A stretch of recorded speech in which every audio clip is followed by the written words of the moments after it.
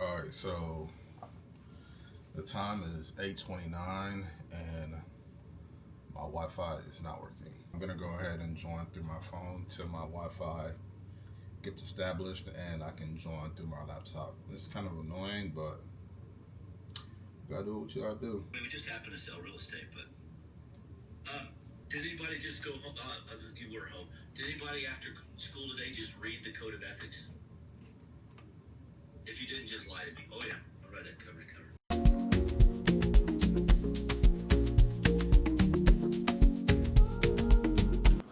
So I had to check and make sure myself was on mute. But one thing I also wanted to mention was that he's 100% correct. That the people that want to work with you, the people that like you, that know you and trust you, are going to pay you every single time.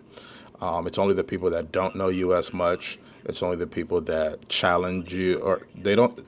I think it just, at the end of the day, it just comes down to trust. I've had multiple clients who I can tell they don't trust me. They still want to work with me because maybe the word of another person or another agent, they worked with me. But you can just tell when some people don't trust you 100%, or they're the type of person who needs all the information, and to the point to where they are okay with getting multiple references of experience in order to facilitate their transaction. The only issue with that is that every transaction is different, and that's the purpose of getting a real estate agent, is to navigate you through that market, because everybody's situation is different. Every market is different. You may have bought a home last year, this time last year, versus, I mean, actually, this time last year and today is kind of the same. But let's say you bought a house in 2021 versus 2024. That's the most extreme example I can think of right now. The market was totally different. So whatever friend tell you that information, that does not apply today. Everything changes. The market changes daily. So it's always about trusting your real estate agent. And that's a lot of the reason why I post on social media, because I want to be able to show how I work, or show how I communicate, or show what I do for my clients, or show how I go above and beyond for my clients. Everybody's a little bit different. Everybody runs their business differently.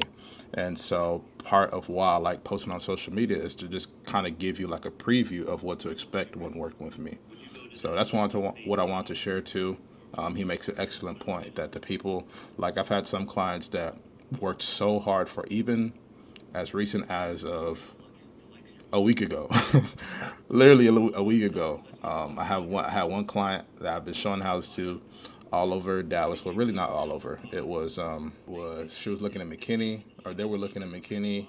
They were looking at Aubrey, Providence Village, and I was going back and forth probably for at least for a good 2 3 weeks, because they were still not. I don't want to use the word indecisive, but they weren't really sure what they wanted, and they also had a tight budget that they wanted to be under, and their financial history was a little bit spotty, so we weren't even sure if they were going to get all the full incentives with a builder. I work with people like that, and they'll ask for my commission, like not even, like, it's crazy.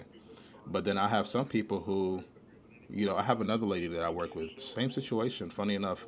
And I think it's just the case that everybody's different. Like this other client that I have, we literally looked all over Dallas. Literally looked all over Dallas. And we looked anywhere from North Fort Worth, South Fort Worth. She looked at Ennis at one point. She looked at Burleson at one point. We looked at McKinney at one point. We looked at Lavon at one point. Almost put down the contract, and then she ended up finding a home in Royce City with Lennar Homes. So everybody's situation is different. I had some clients, $1 million client, like my biggest deal that I've closed to date, came from just a text basically saying, hey, we found a house that we like. We're going to put your name on it. Thank you for all you do. And that was it. So everybody's a little bit different. And that's the crazy thing about real estate, is that you have to be able to adjust to everybody's needs and communication style, and so much different stuff that goes on. But yeah, just want to come out here and share that. Wouldn't go well for him, he'd drop his name. He'd go, yeah, but I'm Vinny Barbarino. In negotiations, if you have to go to, don't you know who I am? You've lost. Right? Instead of reading your resume to people, you show what you can do. You perform.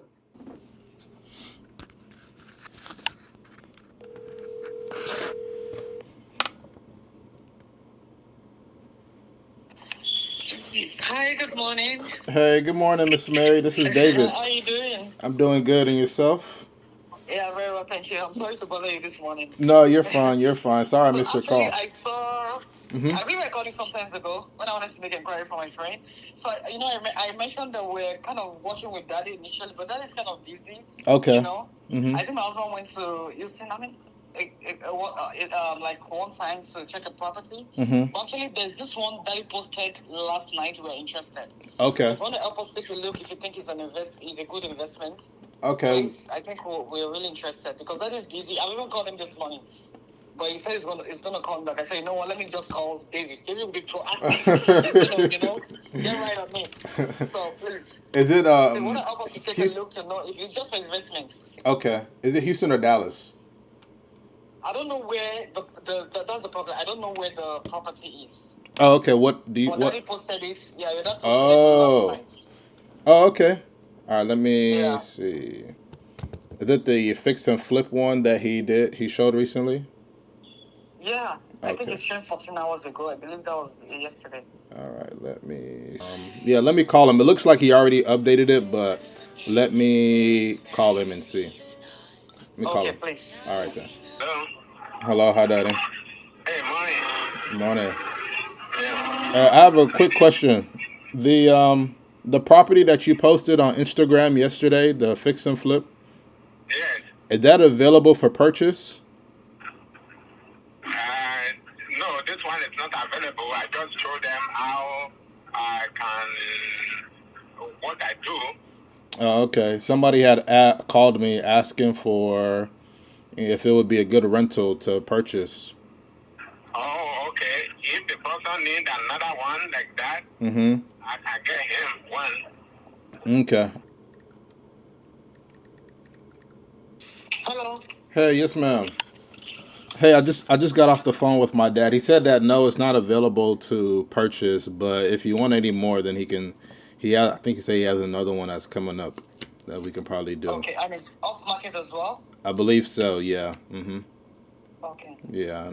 What's your text me your email or basically my dad, who rarely ever posts on Instagram, posted on Instagram for the first time in like 6 months yesterday, and he posted a fix and flip of a property that he was working on in Houston, and the home looked good. So here are the details of the deal. So he purchased it for $100,000.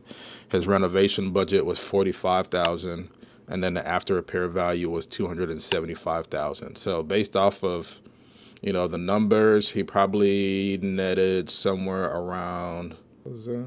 Wow, I cannot do math right now. Wow.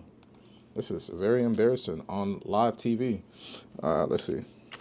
Yeah, 130,000. I was close. I was just on track. I just wasn't confident. I was like, that's a lot of money. But yeah, $130,000 in equity. Projected rent is around $2,400 a month. And what's even best about that deal too is that projected monthly rent is so close to that after repair value that I know that he's probably making money on that property even once he refinances. So it's a really good deal that he has in Houston. That home is no longer available, and so that's what those clients were calling about was they saw the property and they want to purchase it, but the property is no longer available. So it sounds like they've already talked with my dad before, and he's going to reach back out to them to give him more details and hopefully get him another home. All right, so they've already started. So I'm still going to go ahead and debrief y'all real quick. So a lot of our conversation recently has been around buyer representation agreement and showings, and how to do those things the best way possible.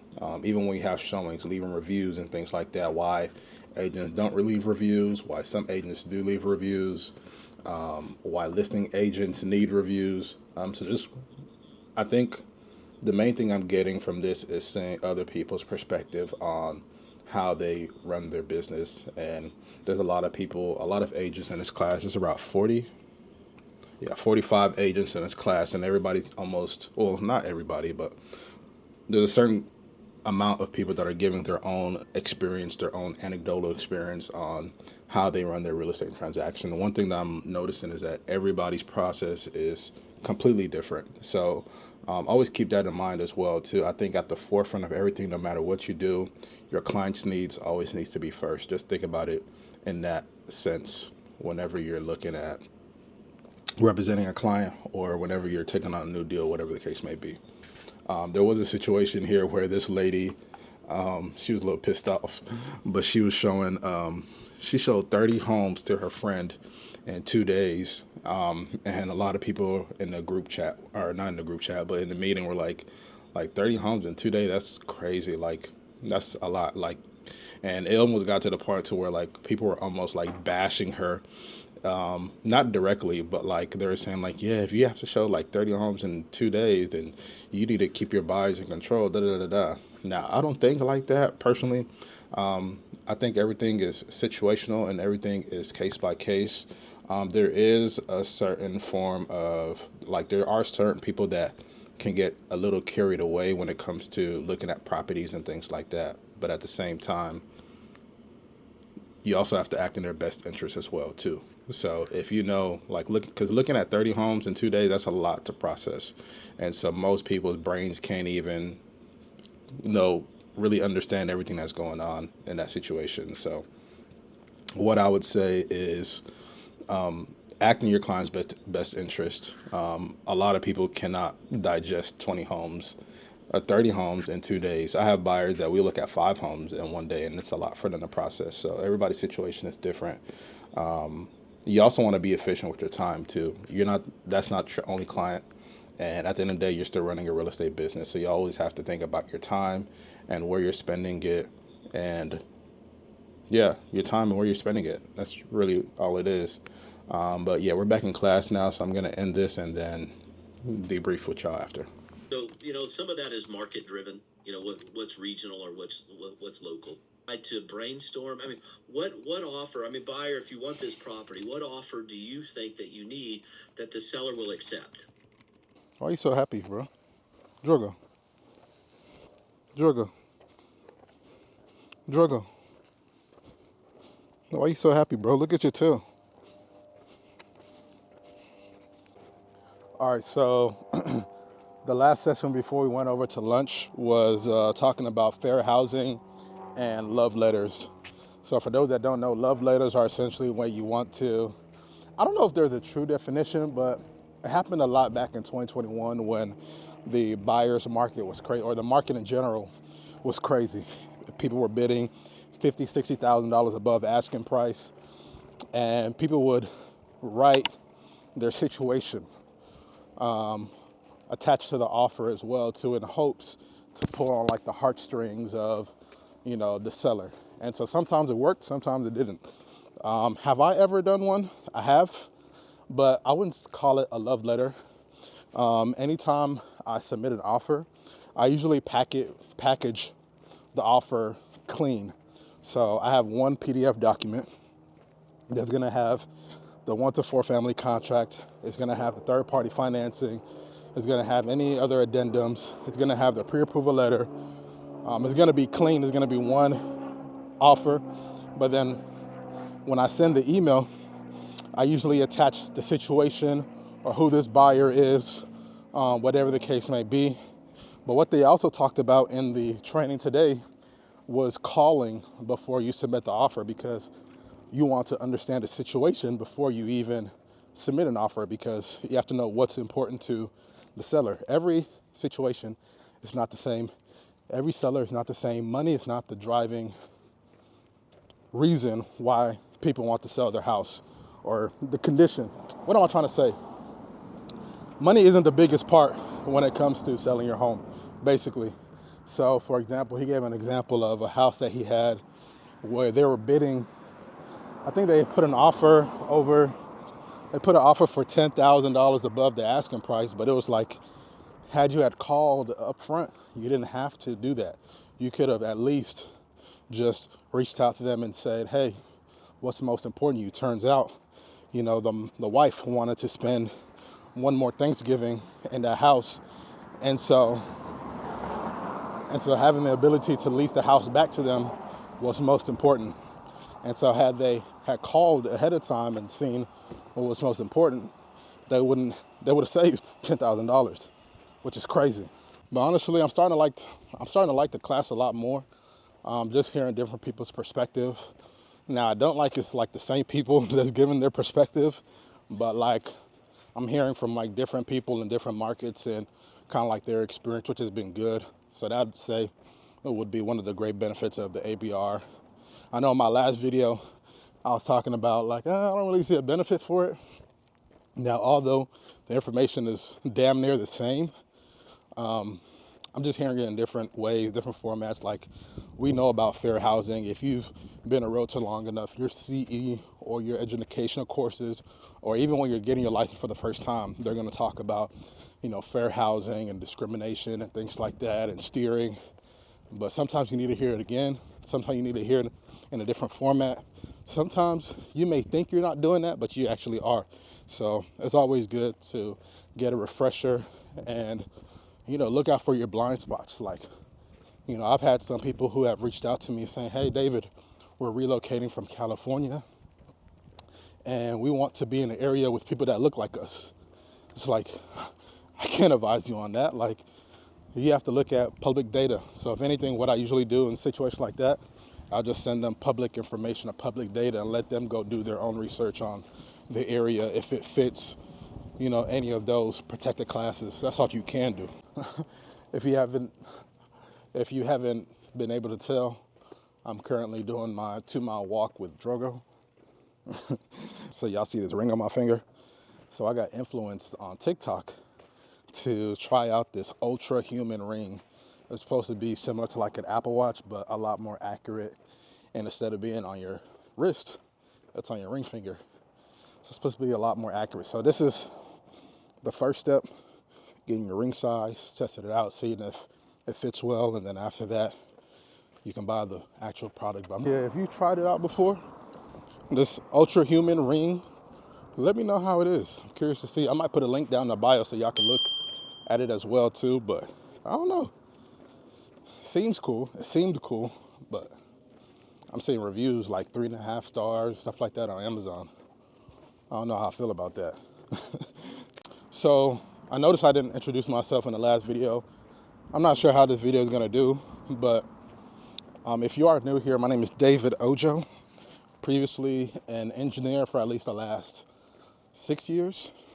I was an engineer from 2012, no, I'm lying, from 2017 to 2023. And I quit my job last September and decided to go real estate full-time. I was doing real estate part-time when I was an engineer, and it got to the point where I really hated my job. I hated the people I was working with. I hated everything I was doing. Why did I do that?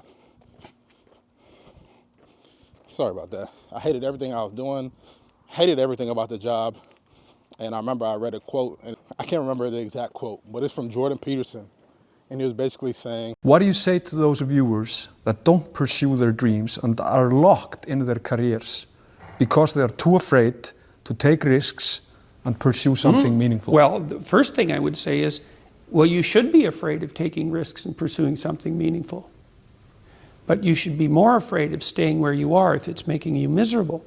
It's like the first thing you want to do is dispense with the idea that you get to have any permanent security outside of your ability to contend and adapt. It's the same issue with children. It's like you're paying a price by sitting there being miserable. And you might say, well, the devil I know is better than the one I don't. It's like, don't be so sure of that. The clock is ticking. Yeah, and if you're miserable in your job now and you change nothing, in 5 years you'll be much more miserable and you'll be a lot older. He's talking about risk and how there's no such thing as security. And that if you're miserable in a job right now and you continue to do it and you don't do anything about it, in the next 5 years, you'll be more miserable about it and you'll be a lot older. So I was like, damn, that hit me like in my chest. 'Cause at that time, I felt so miserable about that job. I hated everything about that job and rolled the dice. And I'm not gonna lie, like, it's the best situation that happened so far. So remember to take the risk, take an educated risk. Let's see who's calling. Hello? Hey, yes, ma'am. Hey, David, how are you? Hey, doing good. Good. So quick one. We're set for tomorrow, right? Yes, yes, ma'am. 9 o'clock. Okay. Yes, ma'am. And this is the orientation, right? Correct. Yes, ma'am. It's the first to walk through. So they're going to do the blue tape. We're going to look over the systems and appliances, make sure you know how to do everything, and then they should be going over the warranty program. Okay. Yeah. So when will we know if they've done those repairs? So we'll know about the repairs on the final walkthrough, which is going to be the day before closing. Oh, okay. Yeah. Okay, so tomorrow, and then we do one more walk-in before closing. That's it. Correct. Yeah. So tomorrow, what we should see, I haven't worked with Lennar, so this will be my first time, but what we should see is them writing down all the deficiencies inside the house so that when they go correct it, we'll go line by line during the final walkthrough and confirm each item has been corrected. Okay. Yeah. All right. Okay. All Okay. right. So we won't know when the next walk-in is the time until tomorrow, or we'll tell us Yeah. tomorrow? We'll probably schedule it tomorrow when we're with him, and he'll let us know which date works best for him, and then we can go from there. I forgot where I left off, but yeah. Where did I end off? I forgot. Doing engineering for 6 years. Heard a quote. I was doing engineering for 6 years. On the last year, went into program management. Hated it. Terrible, actually. Terrible experience. And quit in September. Went real estate full time. It's been a year. I've made more than I did in my engineering job in 1 month in real estate. It's not to brag, but just to inspire other people who are in the same position, because I know a lot of agents start off part-time. So everybody bleeds the same. Everybody talks the same. It's just a matter of your effort. Yeah, just your effort and your willingness to learn. That's all it takes. Because once you do that, it's all about execution. So I guess willingness, effort, and execution. You know, actually putting the content out there, actually talking to people, actually doing the things that you know are going to work, and doing it consistently. And that's pretty much it. So, yeah. I don't know why I'm breathing hard, but yeah.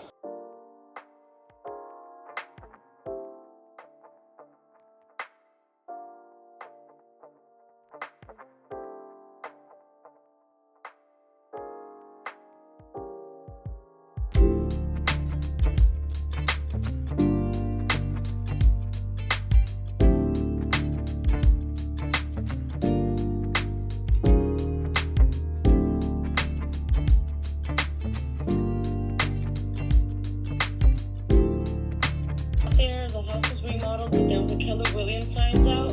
I called the listing agent and I was like, hey, there's like somebody. The other one is the rental scam. The rental scam on Open Door. I forgot what the other thing is because they got the code. You know what I mean? But yeah, now I am about to update my signature. I'm about to add the ABR on there. And yeah, that's it. And all right, so just finished wrapping up. Learned a lot, actually. Learned a lot. My opinion definitely changed about the course the more I got into it, because there's always more things you can know about the real estate process. Once you've been in it long enough, you'll know that you're always learning. Like, no matter how senior you are, no matter how established you are, no matter how long you've been in the business, there's always going to be new things to learn. And so I definitely learned that in this class as well, too. So definitely touched on a lot of different topics. With everything having to work a transaction from start to finish. Towards the later half, we talked a lot about financing. We talked a lot about making sure, I think overall, what makes a good agent, a good buyer's agent, is just communication, and being able to communicate. And I feel like I said that before too. And they sent us a survey to rate the class and say what you thought about the class and stuff like that. And I think the biggest lesson I learned from this, and I've always kind of known this, but just to kind of put it out there, is just communication. Being able to, number one, communicate your value. Number two, to communicate the process of buying a home. Communicate throughout the transaction, because there's going to be crazy things happening. There's going to be deadlines. There's going to be different things going on. No one transaction is the same. So it's all about communication, especially with your buyers, especially with first-time home buyers. It's just making sure that that level of communication is there. But not only that, adjusting to their communication style as well too, because there's some people that do better when texting. Like I have a commercial deal I'm working on right now. I haven't picked up the phone to call them, not once, but we've done a lot of texting. Whereas I have other people who are maybe a little bit older already, and they'd rather pick up the phone and call. Or there's some people that say, hey, are you okay to meet? And they want to talk in person, you know, even though we don't have to. So everybody's communication style is different. So I think the best thing as an agent is educating your clients and communicating with them, because the expectations are a lot more level when you go through the process. If I tell you ahead of time that, hey, be prepared to bring $40,000 to closing, even though that might be an overshot, and you end up bringing 30,000, then you're happy. But if I tell you expect to bring 40,000 and you end up bringing 60,000, and you have to bring 60,000, then you're not going to be happy about that. So it's all about communication and setting expectations whenever it comes with, you know, talking with your clients and working with your clients from start to finish. But yeah, hope you all enjoyed this. I don't know what I'm going to title this whole series or these 2-day series thing. I don't know what I'm going to call it, but hopefully you enjoyed it. Hopefully you learned something new. Don't forget to like, comment, subscribe. Let me know what y'all think. I am working on my broker's license, so I kind of already took the class for that, so I'm kind of late to like recording. But I'm always somebody who's, you know, working on something new. There's always room for improvement, and I'm a firm believer in that. So when it comes to taking classes, when it comes to going to conferences and things like that, I'm always down for something like that to help better myself for my clients. So yeah, let me know if y'all have any questions down in the comments. If you have any questions, comments, concerns. If you're looking to buy or sell in Dallas-Fort Worth area, of course, you know who to call. The one and only. But yeah, chat soon.